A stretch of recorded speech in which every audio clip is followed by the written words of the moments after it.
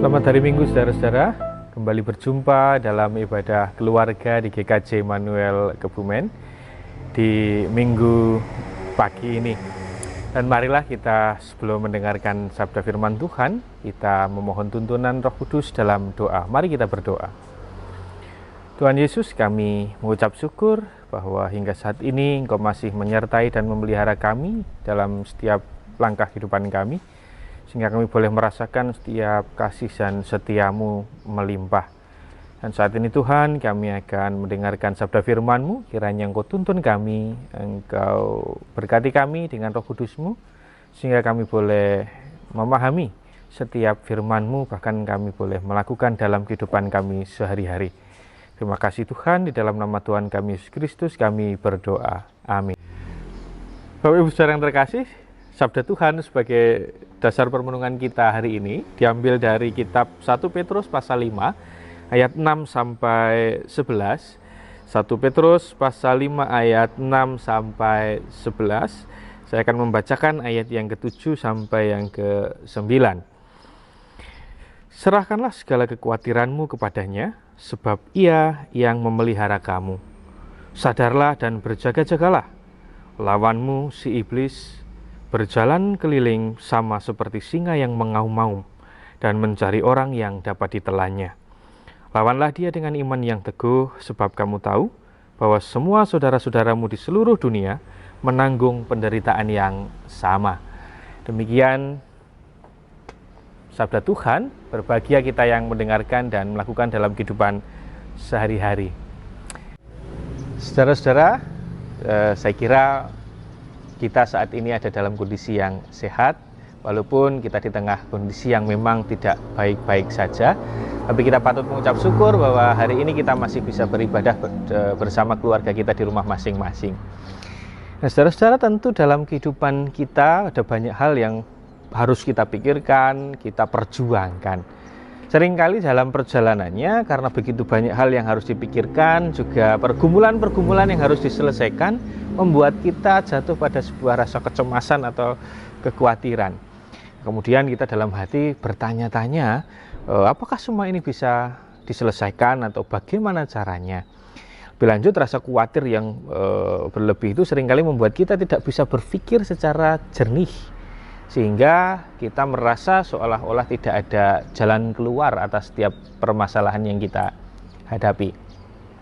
Nah, saudara-saudara, bahan permenungan kita tadi dari kitab 1 Petrus pasal 5 juga berbicara mengenai jemaat-jemaat Kristen yang ada di luar Israel yang dalam perantauan. Memang kitab ini ditujukan Rasul Petrus untuk mereka yang ada di perantauan karena menghadapi berbagai macam pergumulan dan persoalan yang kemudian mengacaukan setiap pemikiran mereka. Mereka bukan hanya menghadapi tantangan dari luar, menghadapi tekanan-tekanan dari masyarakat, tetapi mereka juga ada sebuah rasa ketidaknyamanan yang ditimbulkan di dalam komunitas Kristen itu sendiri. Nah, dalam situasi pergumulan tadi, Rasul Petrus kemudian memberikan nasihat atau mengingatkan kepada jemaat-jemaat Kristen itu, salah satunya dengan ayat yang ke-7 tadi yang kita baca bersama-sama. Serahkanlah segala kekhawatiranmu kepadanya, sebab Ia yang memelihara kamu. Nah, saudara-saudara, ayat ini kemudian saya kira bukan hanya saat itu saja bisa digunakan, tetapi masih sangat relevan bagi kita saat ini karena jemaat-jemaat Kristen juga selalu menghadapi pergumulan di sepanjang masa.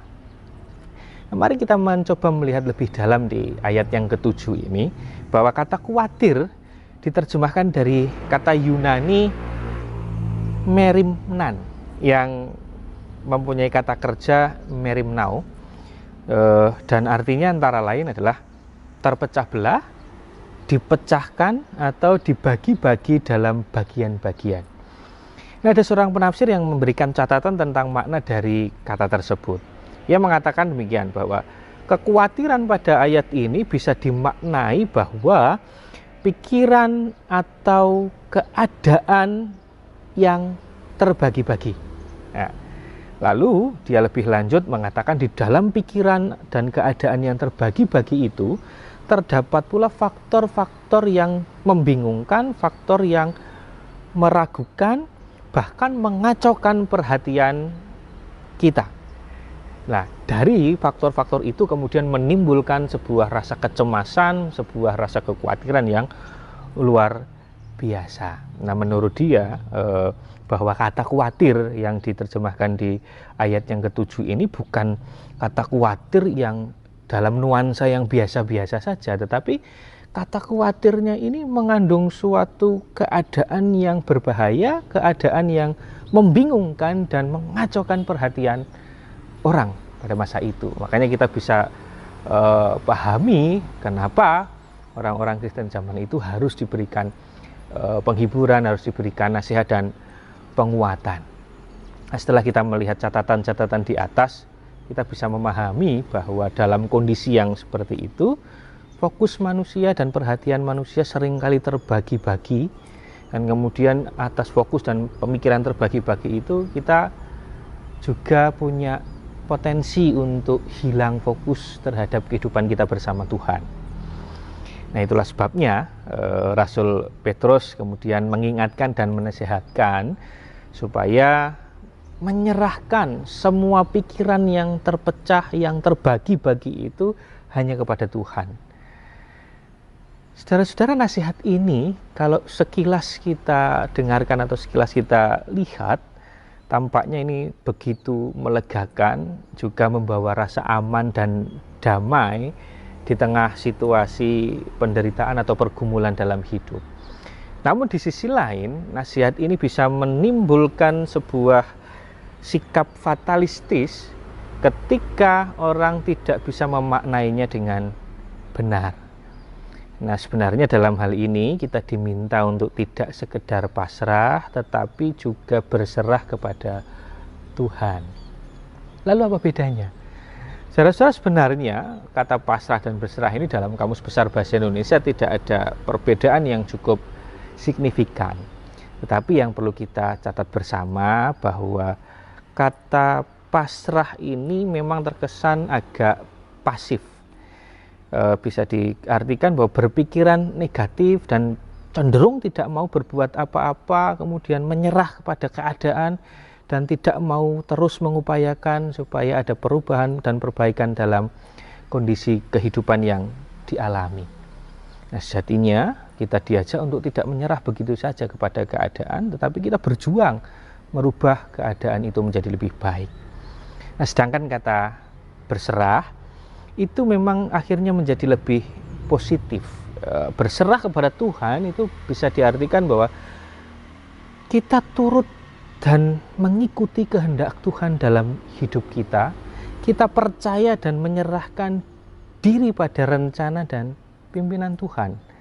Tetapi sekaligus juga kita ada peran aktif dengan kita selalu berpikir positif, optimis dan juga realistis. Lebih lanjut, sikap ini kemudian mempunyai semangat hidup yang tinggi, semangat juang yang tinggi, sembari meyakini pemeliharaan Tuhan senantiasa ada dalam hidup kita. Nah, saudara-saudara, saat ini banyak dari kita yang kemudian, hampir sebagian dari kita bahkan, sedang mengalami ketidakpastian dalam masa darurat pandemi COVID-19 ini. Kita diharuskan untuk kemudian membagi pikiran kita, membagi fokus kita untuk bagaimana kita bisa bertahan, bagaimana kita bisa menyesuaikan diri dengan perubahan-perubahan yang ada, dan bagaimana kita bisa melewati masa ini dengan baik. Dan masa pandemi ini juga kita rasakan menimbulkan sebuah nuansa bahaya, nuansa kebingungan yang kemudian mengacaukan perhatian kita, mengacaukan fokus kita, sehingga kita seringkali tidak tahu harus berbuat apa yang harus kita lakukan. Nah, saat ini kita bersama diingatkan seperti yang dikatakan Rasul Petrus tadi, kita diingatkan untuk menyerahkan segala kekhawatiran, segala pemikiran-pemikiran yang terpisah-pisah, yang terbagi-bagi itu kita serahkan kepada Tuhan, sehingga secara perlahan-lahan pada akhirnya kita bisa menyelesaikan satu persatu setiap pergumulan dan persoalan yang kita hadapi, sembari kita meyakini bahwa pemeliharaan Tuhan itu tetap senantiasa ada. Yang perlu diingat saudara-saudara, berserah itu bukan tidak berbuat apa-apa. Berserah itu bukan berarti menyerah kepada keadaan, tetapi tetap mengupayakan yang terbaik yang kita mampu, sembari kita mengharapkan pemeliharaan Tuhan dan penyertaan Tuhan dalam setiap upaya yang kita lakukan. Nah, kiranya kita dimampukan untuk senantiasa bisa berjuang, bisa berserah kepada Tuhan, dan kita juga diharapkan senantiasa aktif untuk dalam setiap pergumulan kita, dalam setiap doa dan harapan kita. Pada akhirnya yang bisa saya usulkan adalah mari kita berjuang bersama dengan keteguhan iman yang kita miliki, karena saudara-saudara kita di seluruh dunia juga sedang menanggung pergumulan dan penderitaan yang sama. Kiranya Tuhan memampukan kita, menguatkan kita, dan meneguhkan kita dalam kepasrahan diri, keberserahan diri kita kepada Tuhan. Tuhan memberkati. Amin.